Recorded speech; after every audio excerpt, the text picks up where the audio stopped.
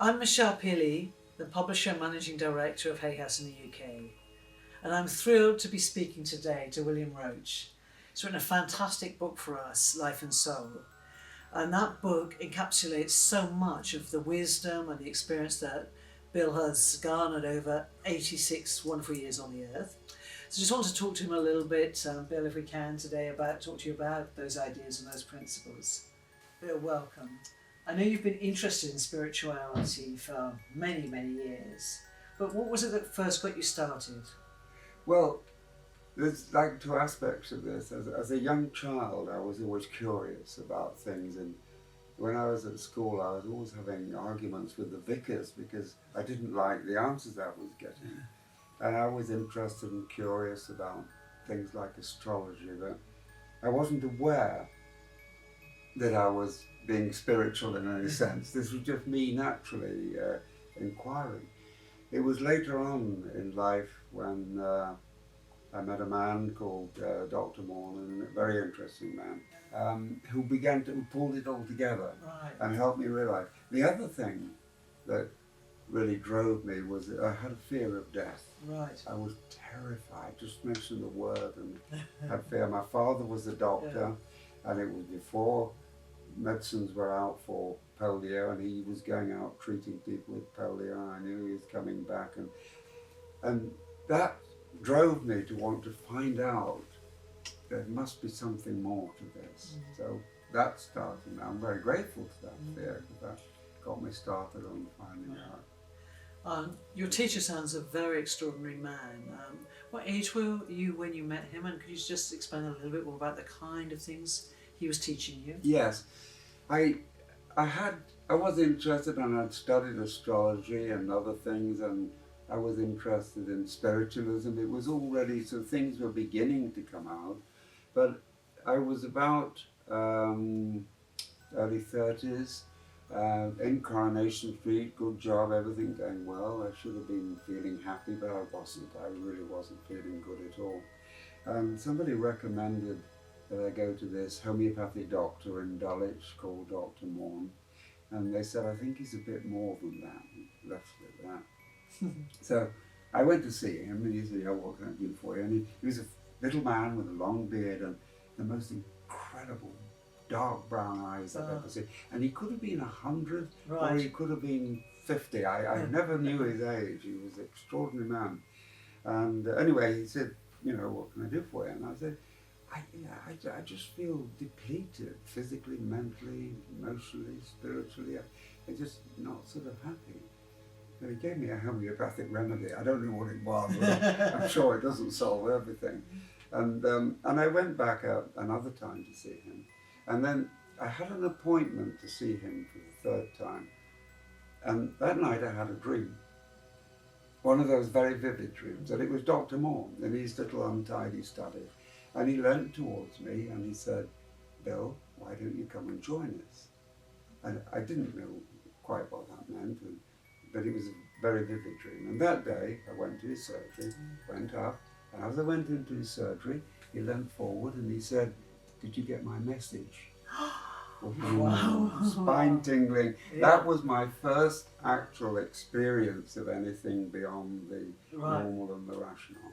And what a great man he was. Yes, he taught meditation, but also great wisdoms about the life after death and things like that. So that's when my learning really slammed into gear, as it were. And I felt this is exactly what I've been looking for. He had all the answers to questions that nobody else did. So he was wonderful. Wow. And I know for you, meditation is an important part of your daily routine, and it's something that's very precious to you. Could you describe a little bit about your meditation practice? Yes, meditation is really, it can be taken too seriously in the sense you don't have to sit in the yoga position and chant and have candles and things, but you can if you wish. That's exactly how you want it. To me, it's a tea break from life. And it's no more than going to sit in a quiet corner, leaving everything behind. But it's a bit of an extension of that because there is a discipline involved. So the first thing is you need a place where you can sit quietly and you're not going to be interrupted. Some people, busy families, the loo is probably the only place that can do that, but you find a place, find a chair, and as you walk towards that, leave all your problems and cares and worries that you have behind. So you'll pick them up when you go out, but for this little tea break that you're going to have, you leave everything behind. And then you sit in the chair, and if you keep going to the same place, you'll find as you walk towards that chair, this happens. Then you just need to sit upright, but relaxed, and think about balancing your breathing. And I used to think of the waves in the seashore coming in and going out, and that made me feel peaceful. Now you can't stop thinking, and you can't make yourself think about something necessarily, or you haven't got the discipline to that.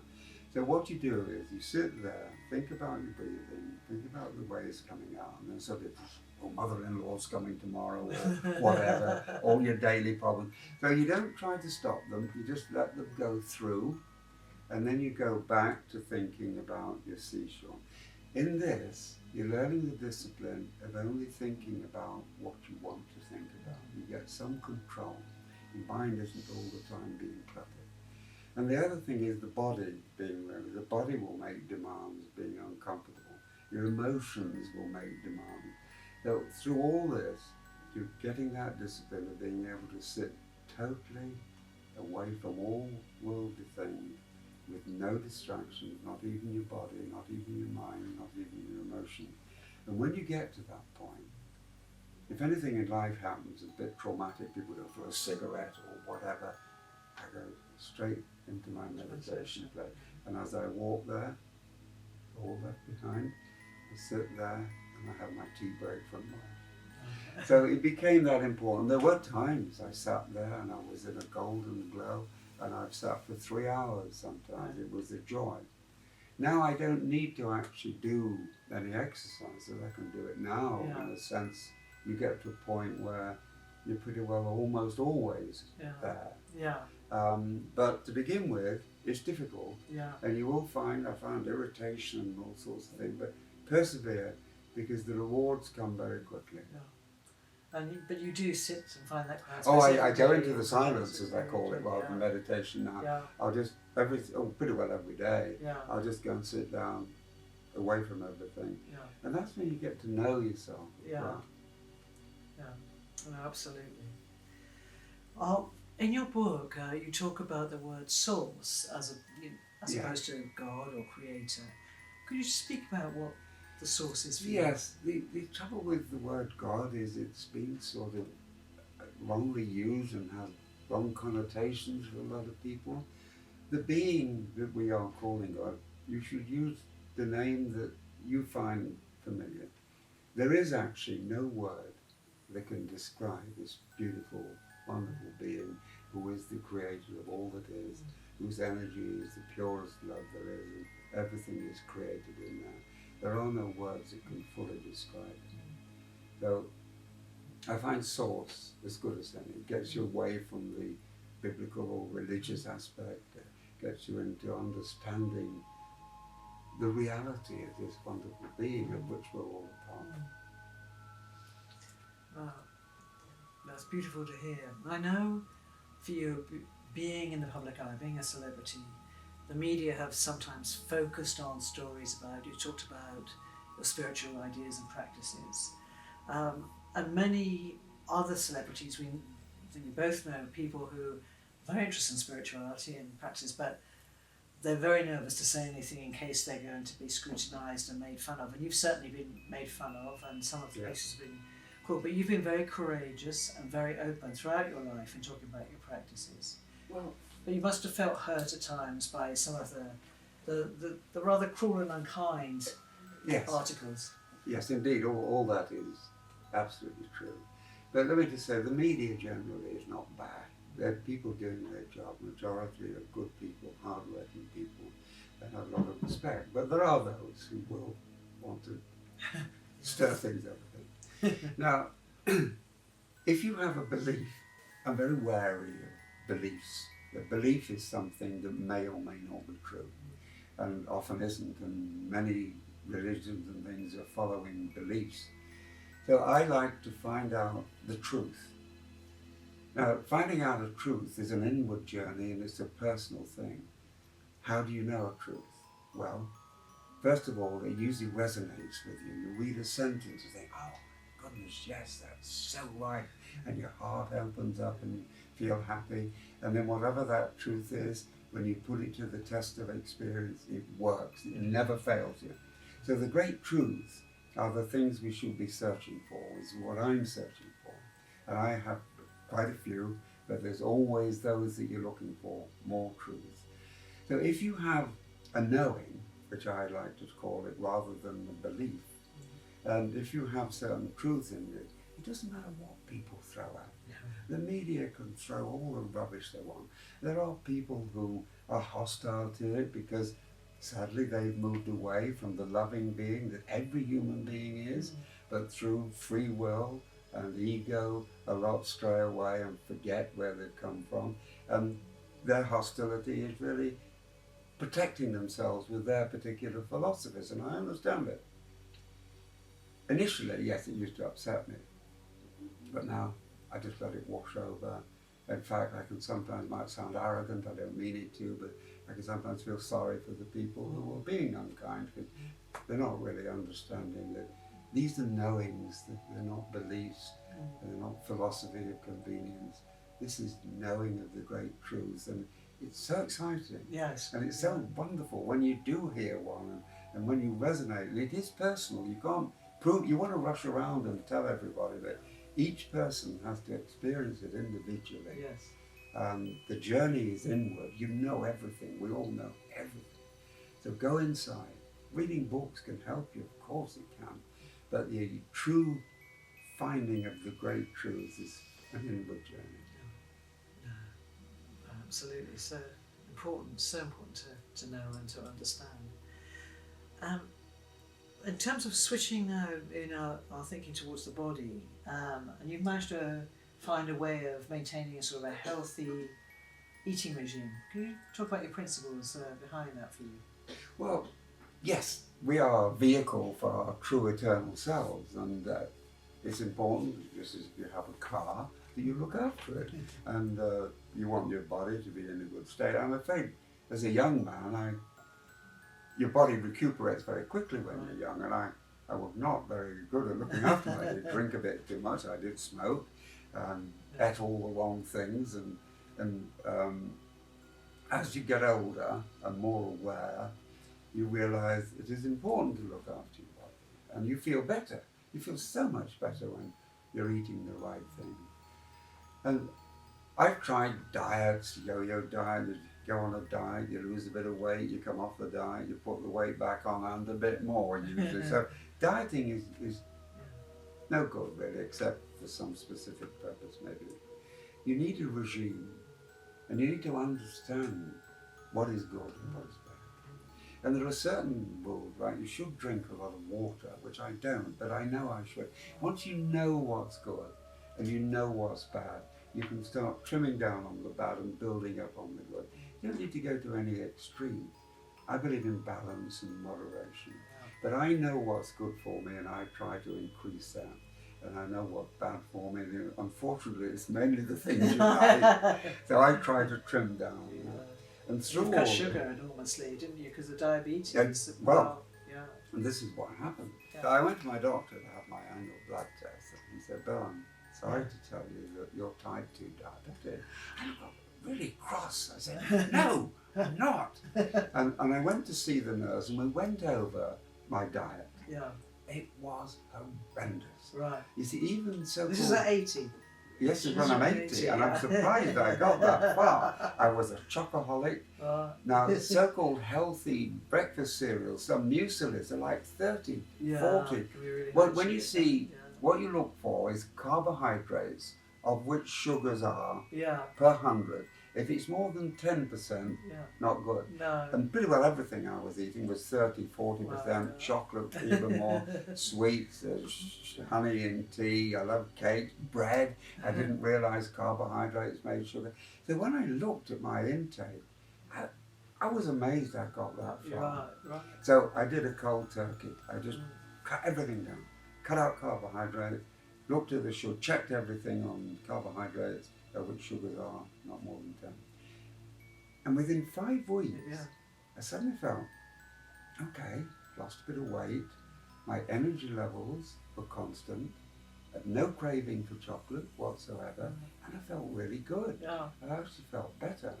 So, to me, the big enemy is not the salt and the fat. You need salt and you need fat, but obviously in moderation. Yeah. The big enemy today is sugar. Yeah. And look at the kids. Yes. There's this type 2 diabetes epidemic almost. Yeah. There's an obesity epidemic. I will put the blame solely at the door of sugar. Yeah. That is the big enemy. Yeah.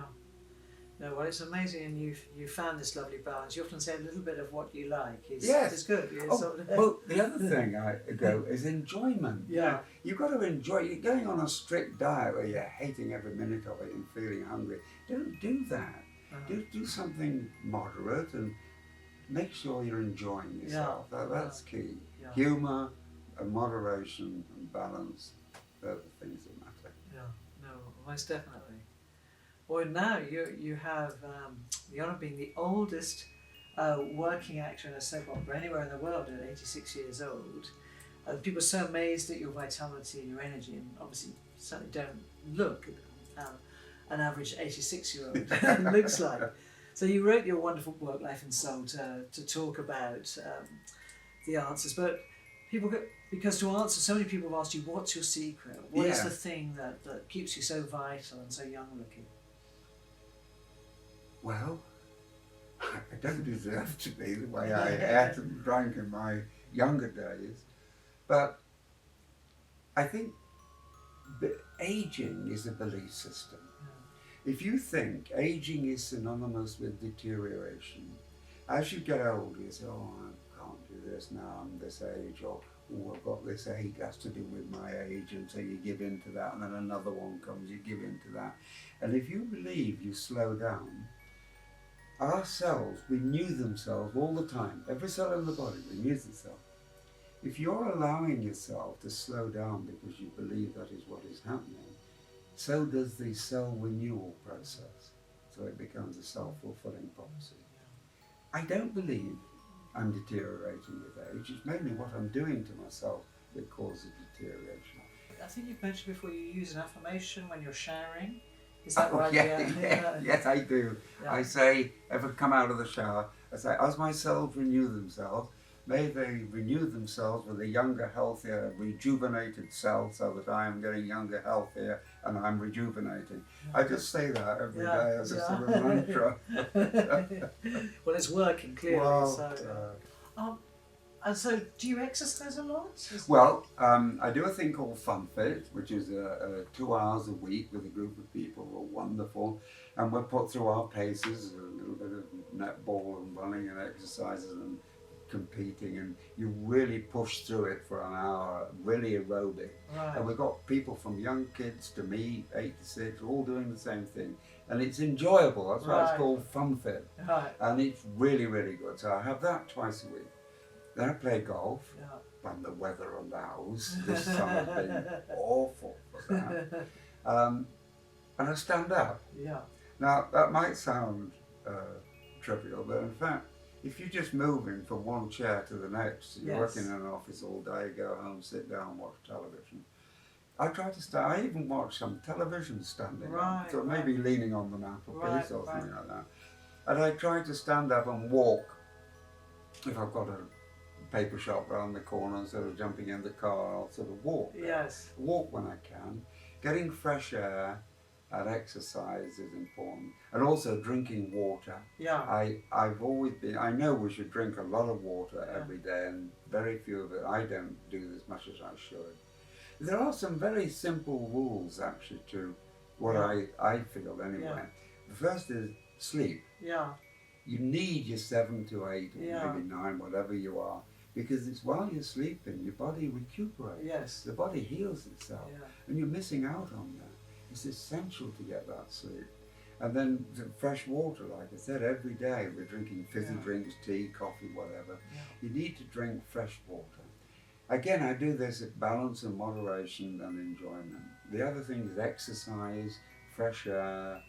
Those are the basics. Those are the basics, Yes, the essential things. We all know about those. Yeah, yeah. Well, yes, that's good. Can I ask, I know you've experienced an enormous amount of personal tragedy over the years. Obviously, Sarah, your wife, died very suddenly, and then your on-screen wife, Anka, died. And more recently, a couple of years ago, your daughter died suddenly as well. Yeah. You've had to cope with enormous grief and sudden loss. How have you managed to do that? What philosophy have you used? Well, it's again, it's a knowing. I know that we are beings from the other realm who are here temporarily. This is the temporary place. And where we go, when we, what we call die, you actually go home. We're all immortal, we're all eternal, and that is where we live. So you don't need to grieve for the person who died. It's like they're at school and they've said, you can come home now. Great, wonderful, the people have gone. But yes, of course, you miss people. And some couples, maybe, who've been together for years, it's a tremendous loss to them. And it's understandable to grieve for that. But with me, knowing what I know, and it is a knowing, not a belief, I very quickly get to the point where I know they're fine, they're happy, and I can send them love, and I'm able to think about them and think about the happy moment. Now, obviously, there's, after a period of grieving, which is natural, particularly when my wife died and daughter died, you come to terms with those. So a little bit of grieving, but then now I think about them with the fun we had and the great time we had. And if you send a loving thought, my understanding is that gets through. Don't know, I can't, that's not a knowing, but I'm pretty sure that's right, that it does happen. Wonderful. In many ways, Bill, you remind me strongly of Louise Hay and her approach to life. Like Louise, you focus on the present. You don't dwell on the past, but you look forwards. Can you explain why that's so important? Yes, the past is there, it is the past, and there have been traumatic, with what everybody's happened. But if you take the lessons, and just the lesson, nothing else, here and now is the only time we can actually do anything. And it's no good living in the future or the past, because the past is gone, the future hasn't happened yet. So what I try to do is take any lessons there were from the past, but just build those in and then forget them. Live in the present and enjoy the present and be optimistic about the future. That's the best way, because being in the here and now is the only time we can really be happy. When people laugh, that's brought them right into the here and now. They've said something fun and they're laughing. And part of the enjoyment of laughing is being fully in the here and now. And it's lovely to be in the here and now. It's more enjoyable. It's the only time you're really alive and you're really with it. And I try to be in the here and now all the time. You can think about the past and you can think about the future, but you're doing it in the here and now. I think, like Louise as well, that you have a great gusto for life, a great joie de vivre. Louise used to say, if people asked her, have you done something? However, not yet, always, whatever it was, jumping out of a plane or anything.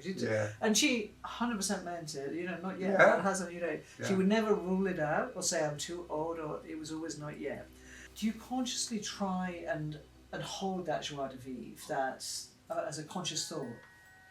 No, I don't consciously try to do that, but I like to enjoy myself.